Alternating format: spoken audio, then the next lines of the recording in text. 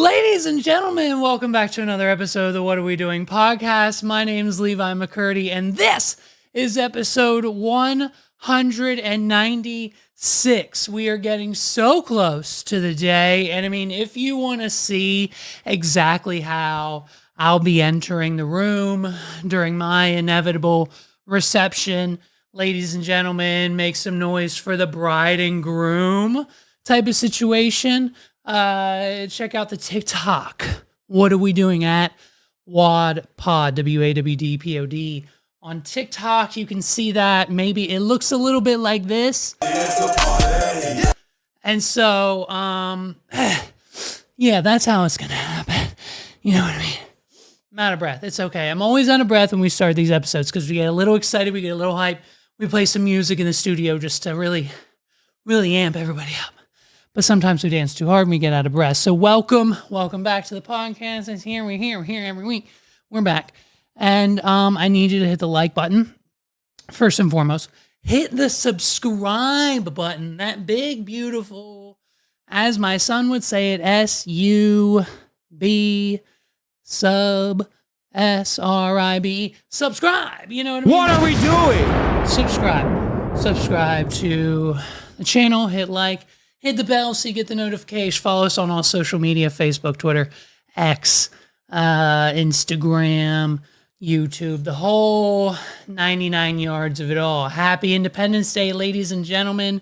Welcome to another year, another 4th of July. I hope everyone sees fireworks this year.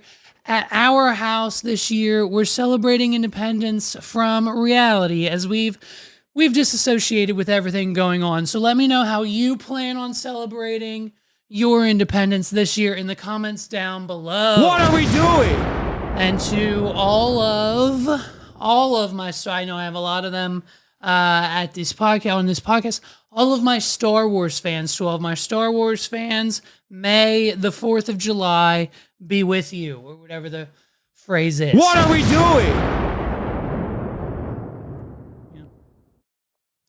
So listen, once again, history has repeated itself. Philadelphia has become a trash haven.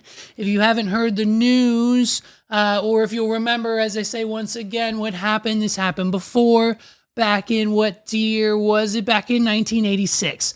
Most of the listeners of this podcast probably were not born at that date and time, but if you were, you were. If you were around, you were around, and you'll remember that in 1986, it was a 20-day strike that time, and trash wasn't collected. It's when the city of Philadelphia was deemed the nickname Filthadelphia. What are we doing? And so, as it much often does, history has repeated itself, and we are now on strike again, and no trash has been collected since, upwards of 4 days ago on July 1st, when the workers of the DC 33 union, who in the city of Philadelphia are in charge of water, maintenance, city work, emergency responders. When you call 911, those people answer the phone. Some of those are them, you know what I mean?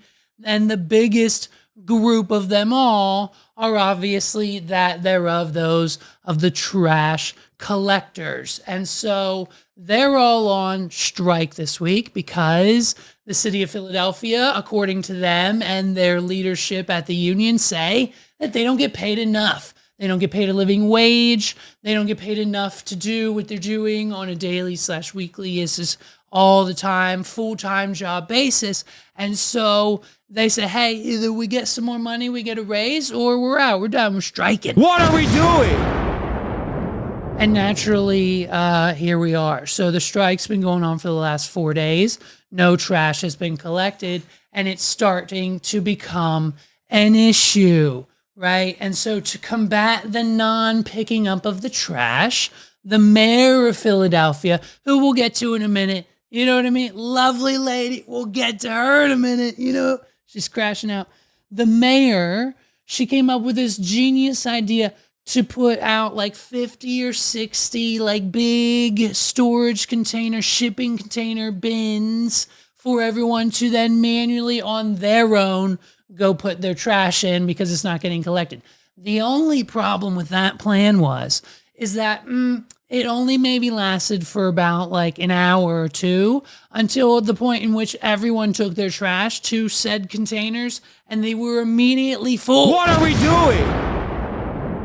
So much so to the point that all of the trash then just started getting left on the outside of the bins, to the point now where the trash is now blocking sidewalks, to the point now where the trash is now blocking some streets, and everything is just kind of a mess and stinky and a filth, and it's gross out. It's hot out again today. It's the 4th of July. Celebrate your independence, Philadelphia, because you got a city full of trash. What are we doing? And that's where we're at. And that's where we're at in this country. We're on that same weirdo, some kind of funky, we haven't come back since COVID happened, reality of a timeline where there are just piles and mounds and mountains and streets and sidewalks full of trash in the city of Philadelphia. And so the plan didn't go as planned. Everything's falling apart. It's the 4th of July weekend, which makes it just a little bit even more ironic that this is kind of is happening here. Take a closer look. Ready? Has set up spots around the city, more than 60 spots where you can drop off your trash if it is your trash day. Yeah, it's just sitting there. Today, the AFL-CIO, that larger group of unions, was encouraging people not to do that. I spoke to the president of the AFL-CIO about why they are sending a different message than you are hearing from the mayor. Take a listen. Anybody who would be looking to do that work in the place of those striking workers is a scab. And so we're just encouraging people not to support any sort of scabbing that could be happening, and certainly for them not to do it themselves. Is that fair to residents who are just trying to clean up their own house? Absolutely. Everybody has that concern. Everybody, is concerned about cleanliness and hygiene and, trash piling up in July, certainly. But it's very clear what happened here is that the workers are exercising their rights to collectively bargain, and in this case, go on strike for better. So, and I mean, this is the issue. The strikers and the union organizers don't want you taking your trash because then you're essentially doing the work that they should be getting paid to do for free. You're scabbing. What are we doing? And so, you know what I mean? They want a livable wage. And I believe the number being tossed around from the mayor's office was, hey, here's what we'll do. We'll come to terms with, giving you a better and bigger and higher salary. How about 3%? We're willing to raise all of your salaries by 3%. And so what's going to happen is you need to come back to work. And by the way, hey, clean up all this mess while you're at it. What are we doing? And then we'll give you 3%. And so they were like, hey, lady, we're not trying to do that. Okay. We're not trying to do 3%. We need a little bit more than 3%. And so at the end of the day, it's basically coming down to a game of wits, okay? The mayor is now finding out that, and this has been happening. The more this happens, the funnier it gets. When boomers, the mayor of the boomer generation, the mayor of Philadelphia, when boomers find out that most of your personal information is, 1, online, and 2, can be found pretty easily if need be. Case in point, the mayor and all of her friends' salaries with the roles that she created for them within her administration / government / regime as the mayor of Philadelphia was all discovered, of course, online. And now, also, by the way, how much her salary is now and how much her raises have been over the last couple of years. And it's all basically it's all in a Google sheet online, publicly accessible information. What are we doing? And so when boomers find out, when boomers get shocked, when like all of their personal stuff gets leaked, when they start getting into internet battles and battles with people on the streets of real life, you know what I mean? It basically comes down to them versus what we can find out about you on the internet. And so now that everyone knows how much the mayor's salary is and how much her 9% raise was over the last few years, they're kind of pissed because she only wanted to give them 3%. What are we doing? And so it's just this phenomenon that I'm obsessed with when the boomers find out that we know more about them than they do. So naturally the mayor is crashing out. Okay, the mayor is crashing out and she doesn't know what to do. She's being PC, very politically correct. She's going back to her team, trying to figure out what to say and what to say next. But when all of the people online and all of the people on TikTok are coming directly for her, she has nothing left to do other than A, crash out, and B, just get real down to the nitty gritty of it. Yep, this is how much I make, bitch. This is how much my raise was. I'm doing the best I can. There was just an explosion last week. I don't know what's going on. There's a plane crash every 3 days. What are we doing? The mayor of Philadelphia. Left City Hall today from a briefing. I walked around and I had a chance to talk to some members from District Council 33. And when I talked to them about what was on the table, they said that's not true. They said, but we can tell you what is true. I said, what's true? That you came in, you got elected and gave yourself a 9% raise when you became the mayor. I said, I don't know how to. That's her right there, that face. What are we doing? That's her not knowing how to mentally process the fact that the millennials who are striking in a part of DC 33 know how to obtain information about people via online sources.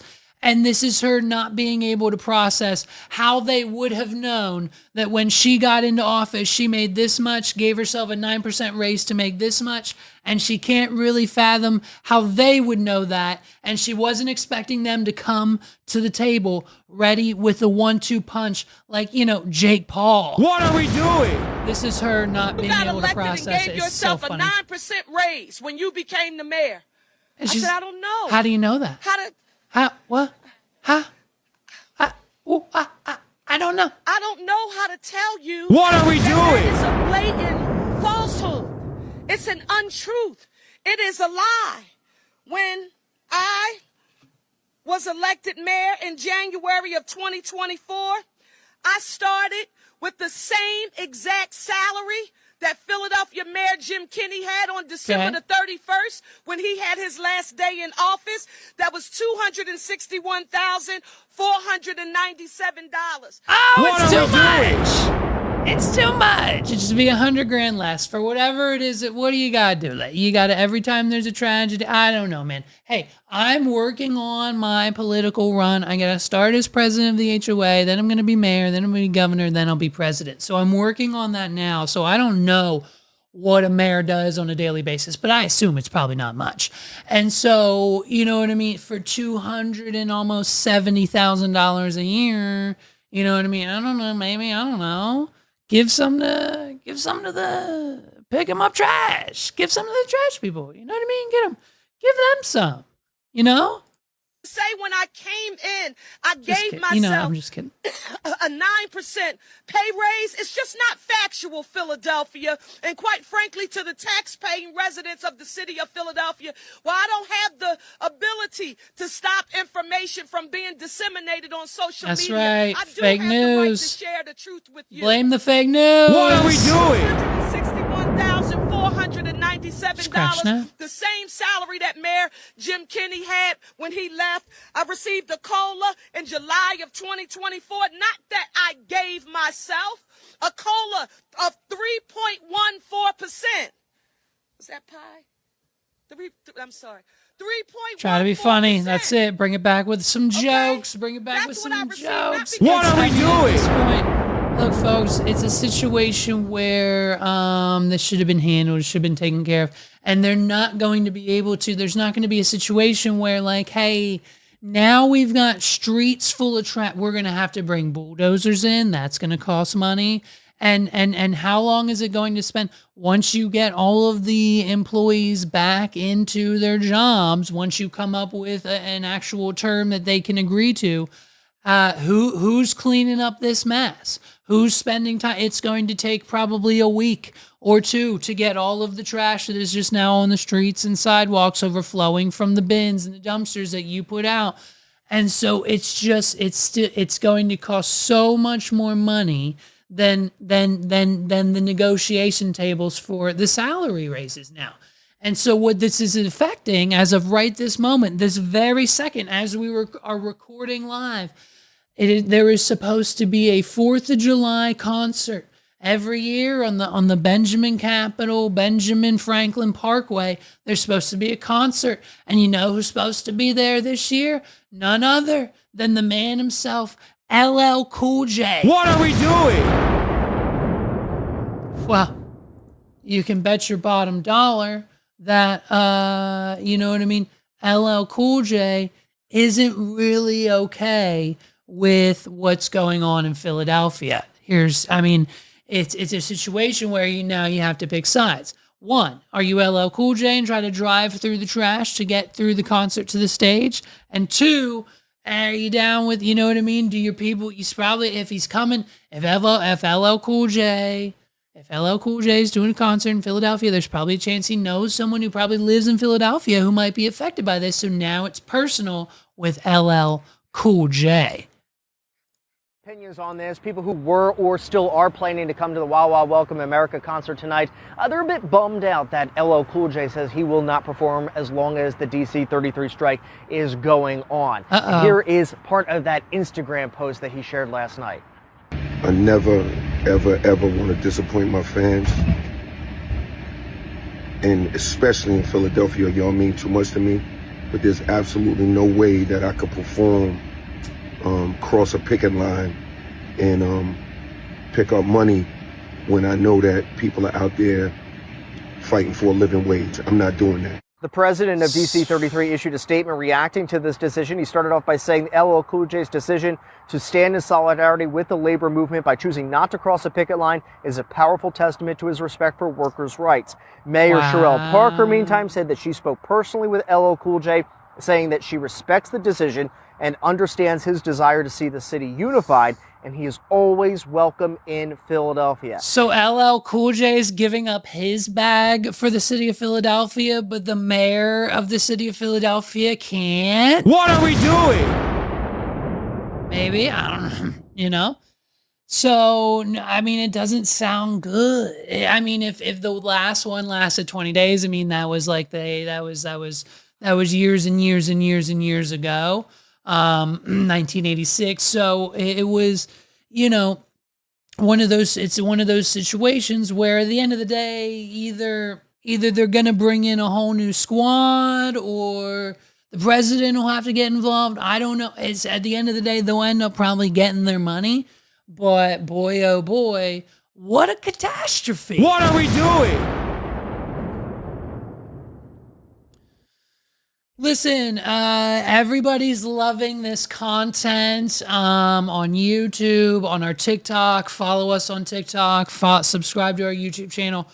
Our Tiny Chef segment from last week really, really racked it up. I mean, I am still just till right now getting likes and comments on our TikTok, on the clip we just posted on our YouTube channel. I mean, the Tiny Chef cancellation news last week really hit the hearts of not only our audience, but I think a newfound group of people who discovered our podcast from the Tiny Chef clips. I mean, run it up. Thank you. What are we doing? Shout out to you guys. I think the TikTok, I mean, it doesn't sound like a lot, but 5,000 views on a TikTok for us, when on average, for whatever reason, we only get 300 because 99% of our clips are bangers. You know, it's fine. I think it's just, we're probably shadow banned, you know? What are we doing? And so, you guys are loving that content. So now that Tiny Chef is out of a job, we are seeing these clips now of him trying to come up with what he's going to do next. Okay. Is he going to be a singer or a gardener, or what his next career path is in his little Tiny Chef world? And so we've discovered this TikTok. Tiny Chef is trying to be a magician. He is trying to do magic. And I thought, who better than none other retired magician myself than to, we'll do an America's Got Talent style situation. I've got my golden buzzer right here. More details on the mass production of these coming in the next few weeks. So I've got my golden buzzer. If we need to hit it and give Tiny Chef the golden buzzer for his magic trick, we'll send him straight through to Vegas and hopefully change his life. We'll get him a residency. He can work with Penn and Teller, maybe Piff the Magic Dragon. We'll call it a day. Bada bing, bada boom. We change Tiny Chef life. Let's see what he's got going on here. Let's see what he's doing with the magic. Is he going to disappear? Is he going to do a card trick? What is Tiny Chef up to today? Magic wand, I like it.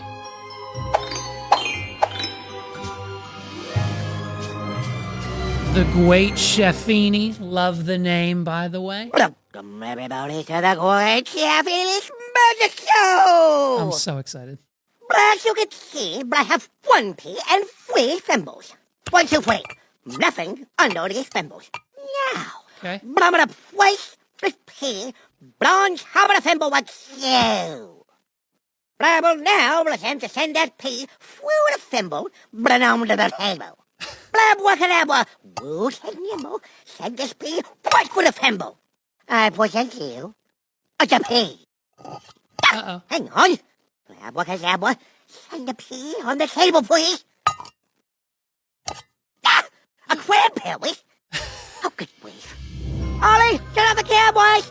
I mean, he turned a pea into a cranberry. The cranberry wasn't there before. I don't know how he did it. I don't know how this trick works. This is something that I have never seen before. And to be honest with you, after hearing this man's backstory, after seeing him perform, there's only one thing left that we can do.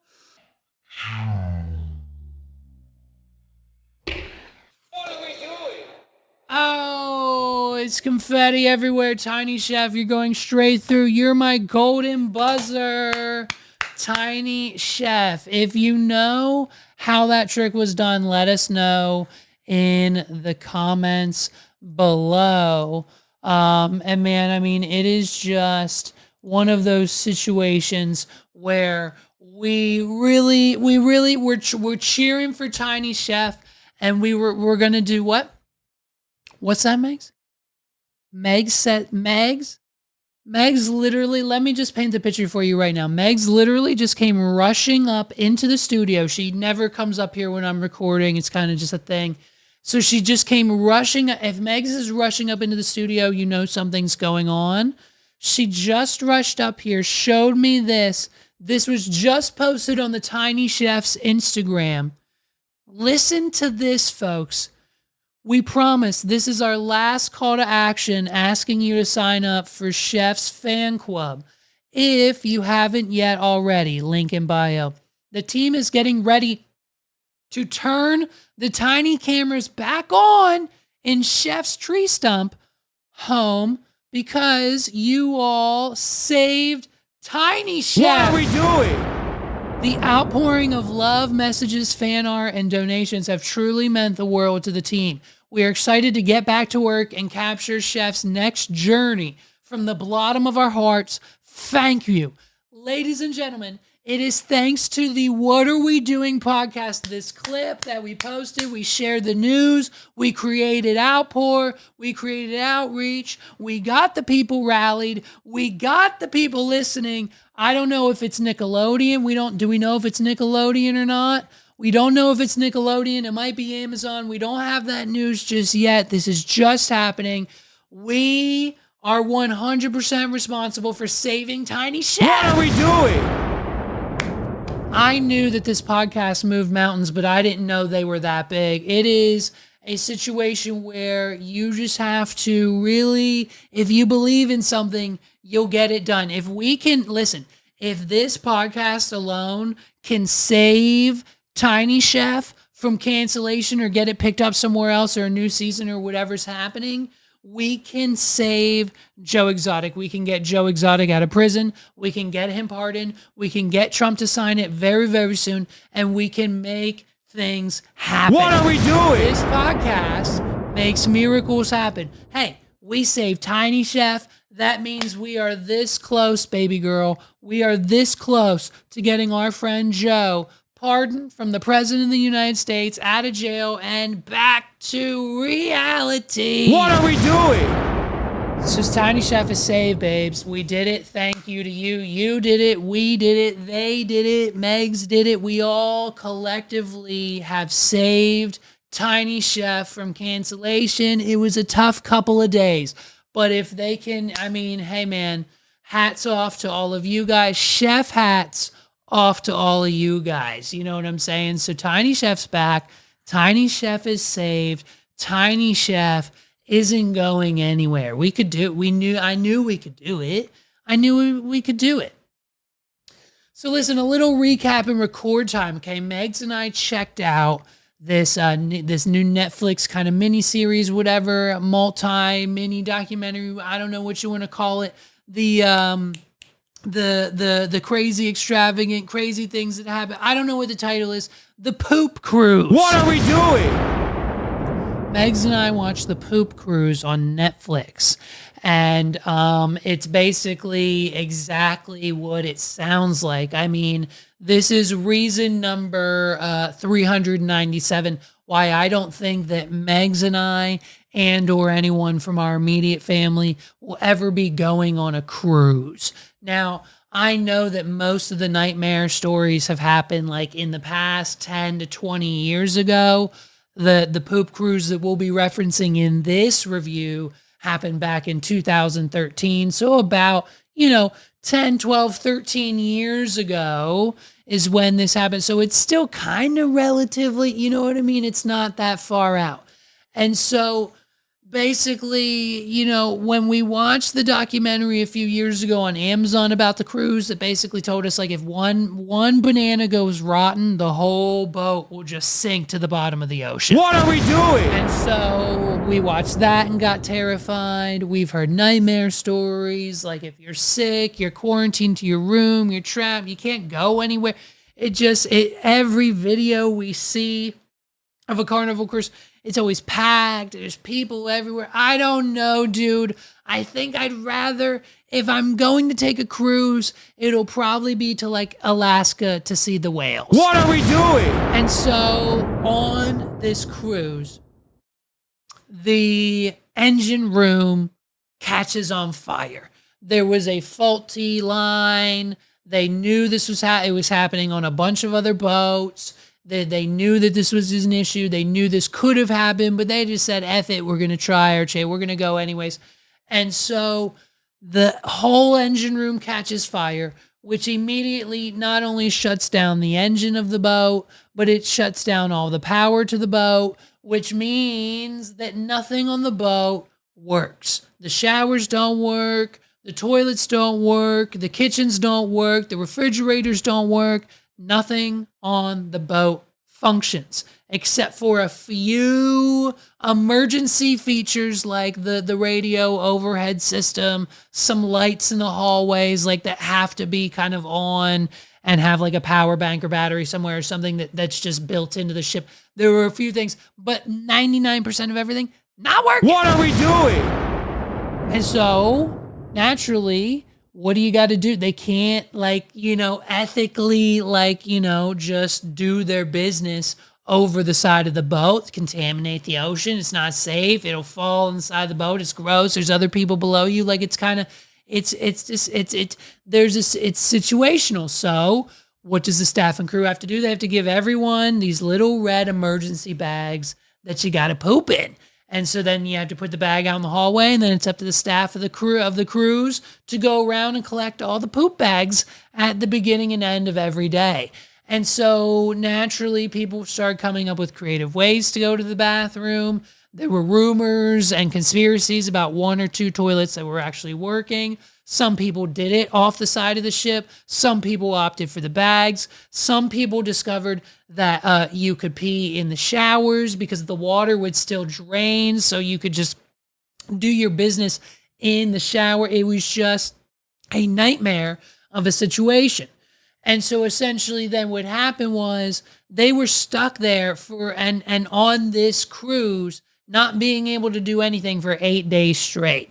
They were stranded in the middle of the ocean, halfway between America and Mexico. They thought they were getting rescued by Mexico. That was 3 days in. The Mexico was like, no way, you drifted too far. Now we can't. You got to call America. They got to come get you. So then they had to wait 2 more days for American rescue boats to come get them. Then they got rescued, but they can't turn the motors back on, so they've got to use 2 tiny-ass little tugboats to pull and tow this big-ass cruise ship through the ocean. So that takes 3 days. So they're on this boat, this nightmare of hell, for 8 days straight, not having anywhere to go to the bathroom, hardly have anything to eat. They can't, there's nothing to do. There's no activity. They were making tents with the sheets outside. At one point in time, the captain of the ship was like, F it, let's just open the bar, free alcohol for everybody. And a rager immediately popped off. What are we doing? I mean, they just got piss-ass drunk. The fights were happening. Couples were hooking up on the balcony. People were having sex left and right, fighting left and right, getting crazy left and right, hoarding drinks, taking them back to their room.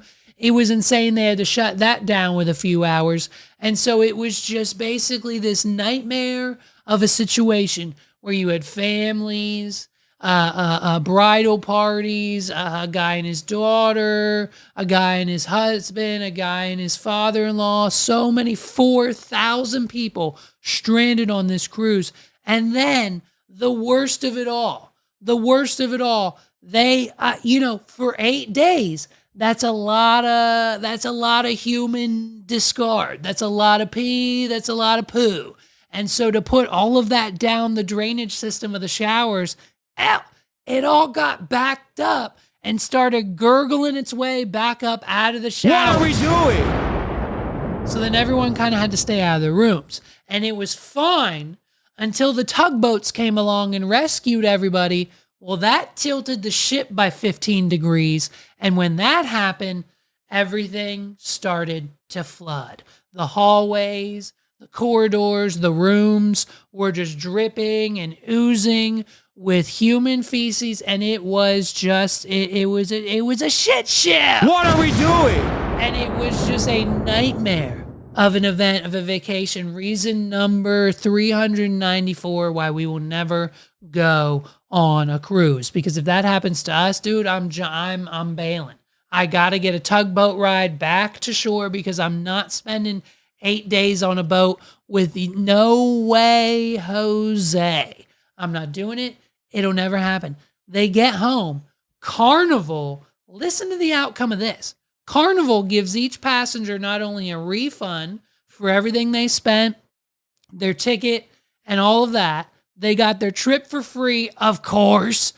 They got a $500 cash voucher, a money order for $500 cash for each passenger, and a coupon for another free Carnival cruise. What are we doing?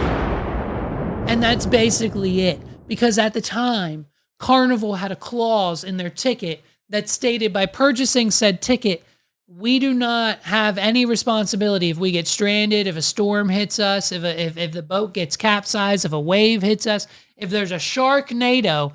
Carnival is not responsible for anything that happens to you or the boat or your well-being or your sickness or your child on this cruise. So technically, they didn't have to refund them. They didn't have to give them $500, and they didn't have to give them a free ticket for a cruise. But out of the kindness of their hearts, they did it anyway. What are we doing? Oh, and by the way, dude, the ship that caught fire, the ship that was leaking shit, the ship that was leaking pit, the ship that they had to tow from Mexico back to the city, that ship The actual ship, they dropped like a shit ton of money on it, renovated the whole thing, and it's operating right now as a cruise that you can book, get a ticket for, walk on, and sail away with. What are we doing?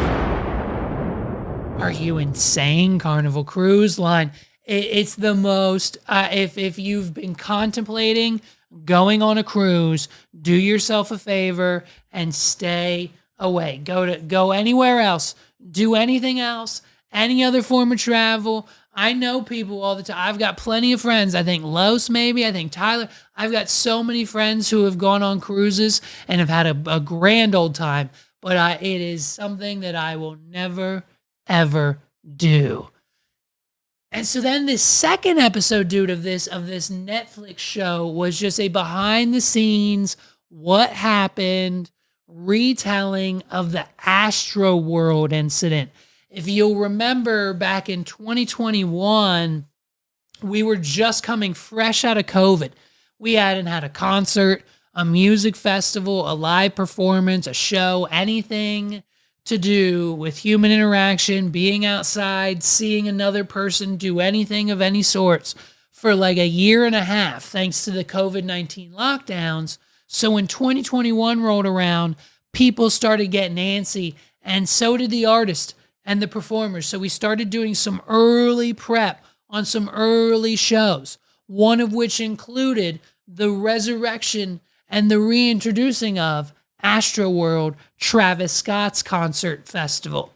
And so this year in 2021, he would have one stage for all the other artists that people can go see, SZA and all of the hot people of the time, you know what I mean? They were over there. And then on this other place over here, this other stage, that was for Travis Scott only. And so when I tell you that security didn't stand a chance, the infrastructure didn't stand a chance, it was doomed from the beginning. The way they had the barrier set up, the way they had the stage built, the way that they had the park and everything and the property, it should never have happened the way it did.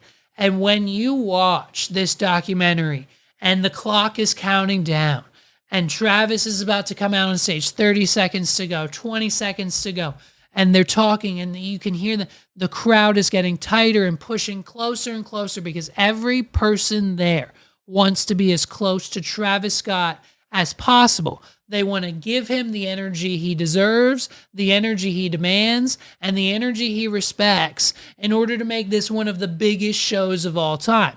They're knocking down gates. They're pushing down security walls and barriers. What are we doing? It is not a safe place for anyone to be. And these kids, these are high school kids, young adults, teenagers, 20-something-year-olds who are just there trying to have a good time, who are trying to see their favorite artist who in the past has demanded and rewarded and promoted this type of behavior, this energy, the jumping, the pushing, the mosh pit, the energy that a performance and an artist demands during a show.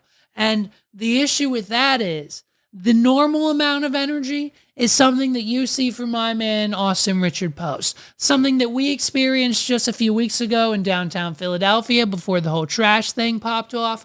And that's the energy that you are supposed to feel and give and experience with the artist as an audience. What's not supposed to happen is you crank it up to 10, like Travis Scott does, to the point where you have people who are dying. What are we doing? They couldn't breathe. They were suffocating. They couldn't move, whatever position you were in. If the crowd went this way, the crowd went that way.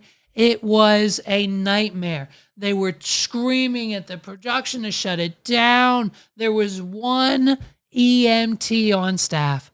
There was one medical professional on staff walking around trying to help people. And it quickly, after the first 4 minutes, became a never-ending pit of hell that if you were in the middle of it, by God, may the luck forever be in your favor. What are we doing? We couldn't finish the episode.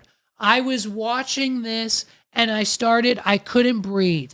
seeing these people not be able to move and breathe, and just the footage of Astroworld. Just go to YouTube, look up. I'll try to include some of it here maybe, but if you look up just the footage of that crowd, it is one of the most insane things that we have ever seen, I think, in our lifetime when it comes to live music and entertainment. I mean, Coachella isn't that way.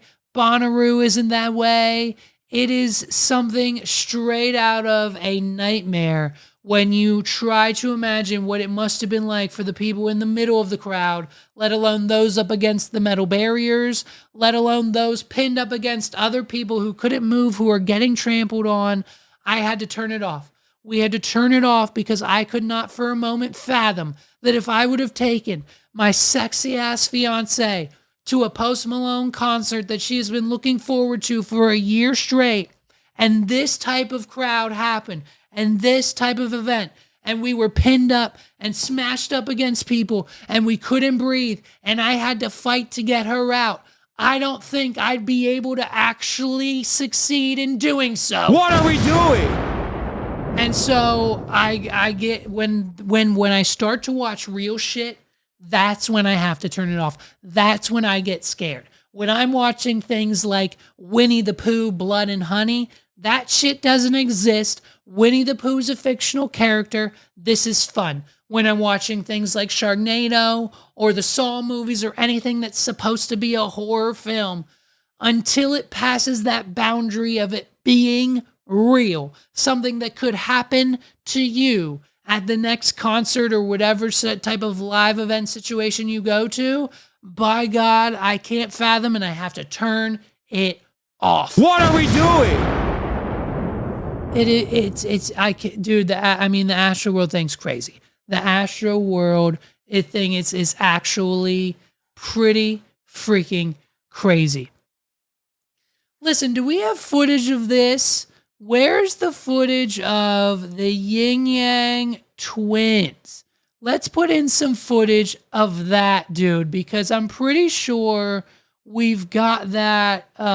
Where is that? Right here. Listen to this. The Yin Yang Twins, like to the windows, to the wall. Yin Yang Twins, shaky like a salt shaker. Millennials, you know the Yin Yang Twins. What are we doing? The Yin Yang Twins in 2025, this just happened, are performing at SeaWorld. Listen to this. I mean, it is a situation. Do we not have any audio? Where can we find any amounts of audio? Oh, here we go. Sorry. Pulling up the wrong slider, Levi. Look at this. We're twerking. We're doing Get Low. We're having a good time. It's the Yin Yang Twins at SeaWorld. What are we doing? There he is. I mean, there he look. I mean, we have got the oldest fuck, gray dreaded, beer belly Yin Yang Twin. My man's looking fresh to death. Look at him with his hoodie on. Fresh to death at SeaWorld. Oh my God. Why are the Yin Yang Twins performing at SeaWorld in 2025? Well, I'll tell you why. It's part of their summer concert series. This is real. This is happening. Whatever intern or whatever person who is employed at SeaWorld came up with this collaboration, hats off to you, my friends, because this is genius. What better way to create viral moments this summer than to have very unlikely but also extremely popular artists come perform mini concerts at your little Shamu like plaza thing where they do the dolphin shows and make it fun. It's one of the greatest marketing ideas I think I've ever seen in my life. What are we doing? So what has happened, and this is real, what has happened is it's right here. Prepare for an electrifying summer.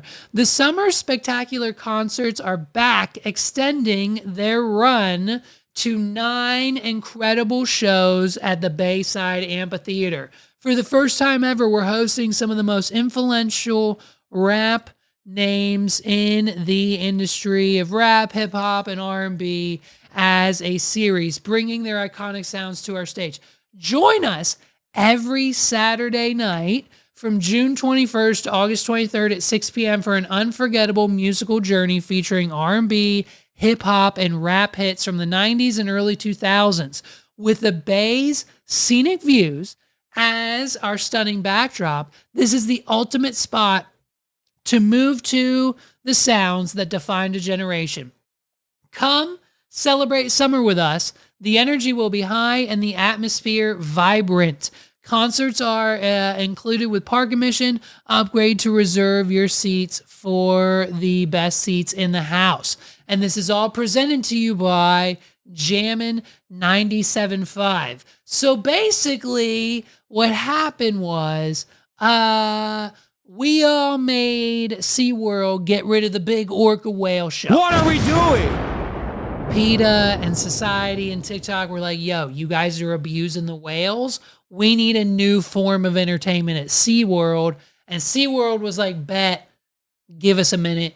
And then came back with this bomb-ass idea of teaming up with none other than Jammin' 95.7 to bring us the ultimate SeaWorld Amphitheater concert series. This is real. What are we doing? This is so real. They just had the Yin Yang Twins, okay? And shows coming up, I swear to God, shows coming up at SeaWorld are included but not limited to on Saturday, July 12th, Soulja Boy and Bow Wow. What are we doing? And I'll just say right now, I'm working on a whole bit. I've got a whole bit ready to go about Soulja Boy. I think Soulja Boy is one of the most underrated rappers of our generation, and B, simultaneously, one of the most influential rappers of our generation. What are we doing? Soulja Boy has been the first to have his own game console. He's been the first to be at SeaWorld. He's been the first rapper to shoot a three-pointer. He's been the first rapper to have his own crypto. He's been the first rapper to do so many things. I think he's got like 19 Guinness World Records as the first rapper to do insert the words here. And I just think Soulja Boy, man, he has been in the spotlight for quite some time now, whereas others have faded. Soulja Boy has always been there. What are we doing? Flowers to Soulja Boy. So he'll be performing with Bow Wow, who's got some bangers too. Then next Saturday after that, July 19th, Fat Joe. Saturday after that, Waka Flocka Flame. Saturday after that, I Love the 90s tour. Oh, who's that with? Oh, I'll tell ya. Featuring Color Me Bad, Rob Bass, Trench of Naughty by Nature, and Young MC. Audience members can expect to hear chart-topping hits like I Wanna Sex You Up, Bust a Move, It Takes Two, and more. What are we doing? The weekend after that, we get Trina. The weekend after that, on August 16th, we get Genuine. You know what I mean? Pony. Bow, bow, bow. What are we doing? And then to just wrap it all up, on August 23rd, the last concert of the summer at SeaWorld is the Turn Up Tour on August 23rd, featuring none other than that. Listen to this lineup, folks. You're probably going to want to go to this one. If you can make it, you'll be seeing none other than Petey Pablo, Paul Wall, Jaquan, and Bubba Sparks. I'm talking the highest energy. What are we doing? I'm talking Raise Up. I'm talking Sitting Sideways. I'm talking Tipsy. I'm talking Miss New Booty. I'm talking Grills. I'm talking the hits we were bumping at high school homecoming back in 2009, baby. What are we doing? I'm talking the hits we were bumping at the Spring Fling back in 2005, baby. What are we doing? I'm talking about the hits. You got to hit the Turn Up Tour at SeaWorld. go see some dolphins, then turn right around, get yourself a beverage, and go hit the amphitheater, see the sunset, and boop, it's Bow Wow and Soulja Boy. What are we doing? I don't know who came up with this grand idea, but they deserve they deserve more than a 3% raise.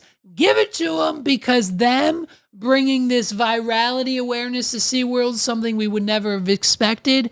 Genius Marketing 101. Summer concert series, round 2. Let's go. It's every Saturday. Hit up SeaWorld. Go see Soulja Boy, dude. Go to see Soulja Boy at SeaWorld. What are we doing?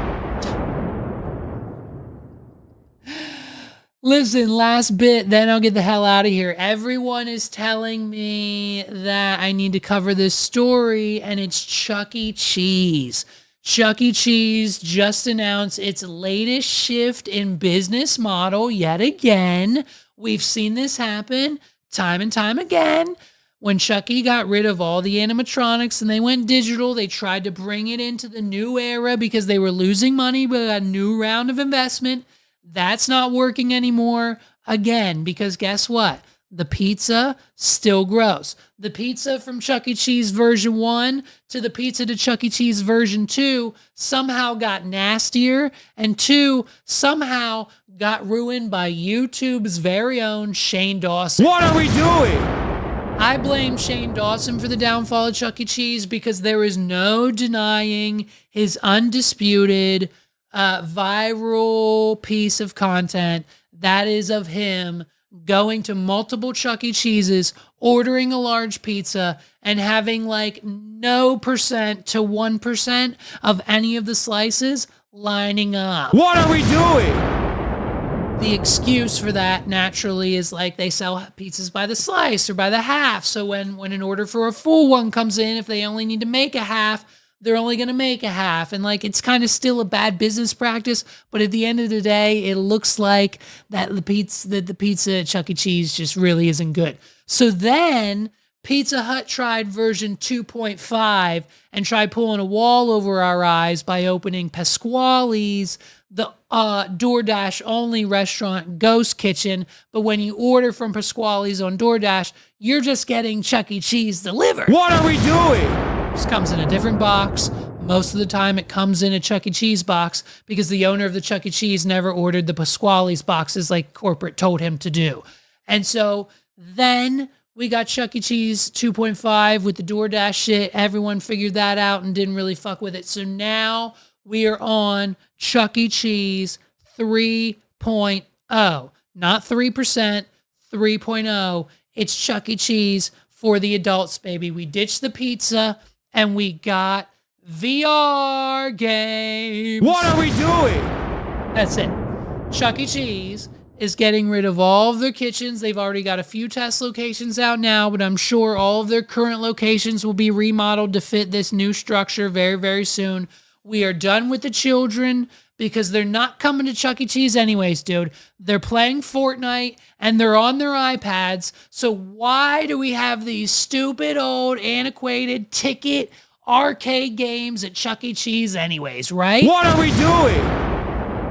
So now they're trying to be the Dave & Buster's of the world. They're going after their model. They're putting nothing but claw machines and video games inside of these new Chuck E. Cheese's to be arcade only. They don't need employees. They don't have food. They don't need a kitchen. They don't need a staff. These places run themselves. If they put all of the money that they were going to have to pay the employees of the traditional Chuck E. Cheese's anyways into brand new games and things, then why not? Because these places will need 1 to 2 employees, maybe 1 manager, and that's it. They'll cut the employee establishment of Chuck E. Cheese by half, if not to 75%, and they'll save so much money on benefits, salaries, and operating costs, payroll services, etc., that they'll now just have arcade-only based establishments. It's Chuck E. Cheese version 3.0. What are we doing?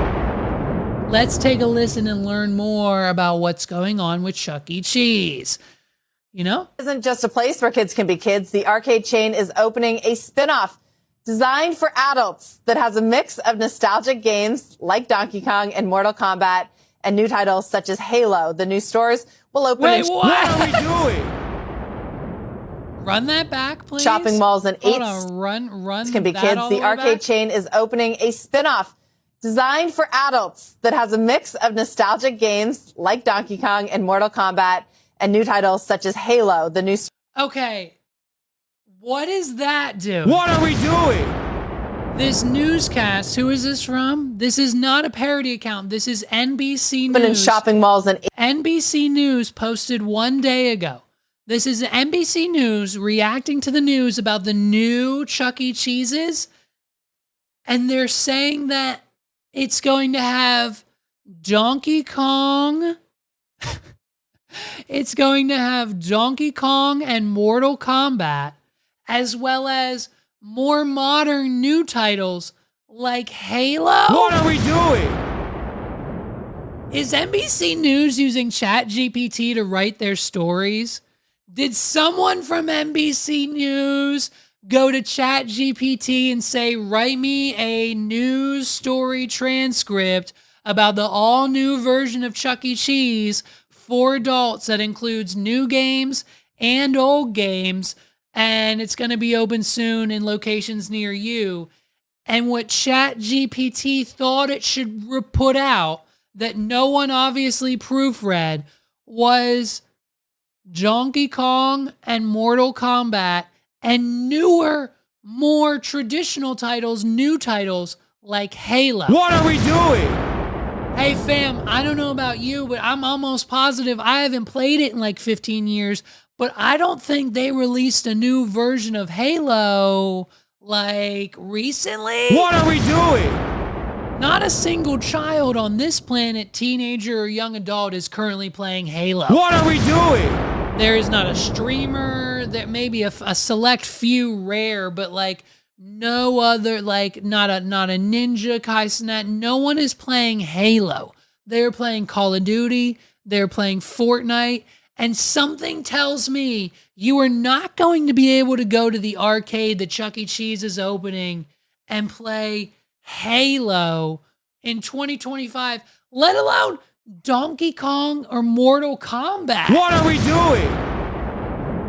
I'm almost certain that that is not the case. Let's look at there's a trailer, I think, for this, right? Chuck E. Cheese 2025 trailer. Here it is. Give me the video, please.